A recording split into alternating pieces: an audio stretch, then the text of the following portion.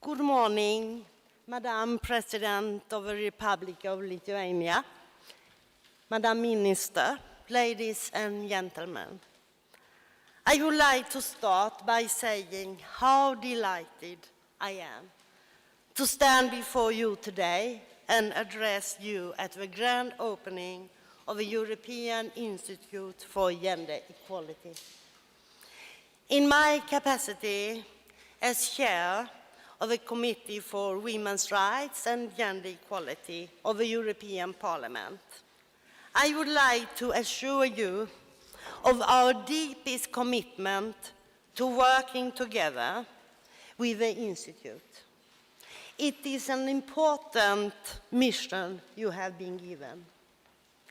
The objective of the Institute is to contribute to and strengthen the promotion of gender equality, including gender mainstreaming in all of the policies of the European Union. And this is no small task. I would add that the ultimate aim of the committee I chair, the FAM committee, is the same, though we do have different roles. There are two necessary elements to a successful recipe for gender equality promotion. The first is the political will. This we have. As you have just heard from the speakers before me. The next is the knowledge and the resources. In the FAM committee, we work towards gender equality, but we feel a need for studies and further investigation into trends and tendencies. I see a key role for the Institute in guiding us to academically sound and gender-aware studies. We need a closer look at all data and analysis of the differences between men and women. We take an interest in what policies have been tried and what results they gave. If you allow me, I will give you a concrete example of our work and how we could benefit from the Institute's coming work. In my committee later this week, we will discuss a report on the role of women in an aging society. To start with, the role of women is clearly important in the sense that women are the main caregivers in our societies. As you may be aware, it continues to be the case that every man-hour spent looking after children or carrying out household activities is matched by 3 women hours. This situation exists for many women throughout their lifetime and continues into their retirement, when they devote much more time to look after dependent relatives, elderly persons, and children than do their male counterparts. The fact of having clear figures on the extent of the difference between men and women, of 1 hour compared with 3 hours, is essential for us. There is a new striking figure included in the report we will discuss, and it is more data of this kind that I would like to ask for. We all know that the role of women in an aging society is central, as there are more elderly women because the life expectancy of women is longer. The fact that women live longer is common knowledge.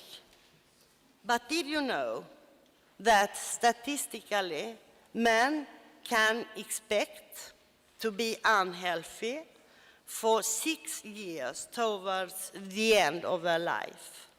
And women can expect to be unhealthy for 20 years towards the end of their life. This data deepens our understanding of a difference in life expectancy, and it's an important element for us as legislators trying to address gender inequality. Highest on my wish list of what the Institute can help us with, providing reliable and comparable data, both at national and EU level. And we need to know the current situation in order to decide how it can be improved. The first element in the recipe to address gender inequality is political will, and we have seen that today. That will is strong. The history books will note that it was at the Nice European Council in December 2000 that the idea of the Institute was agreed on. The treaties of the European Union have always emphasized gender equality, but now they had a precise text where they agreed to increase awareness, put resources together, and exchange experience, in particular through the establishment of a European Institute for Gender Issues. And I'm proud to say today that I took part in the decision in the plenary of the European Parliament in 2006 when the regulation establishing the Institute was adopted.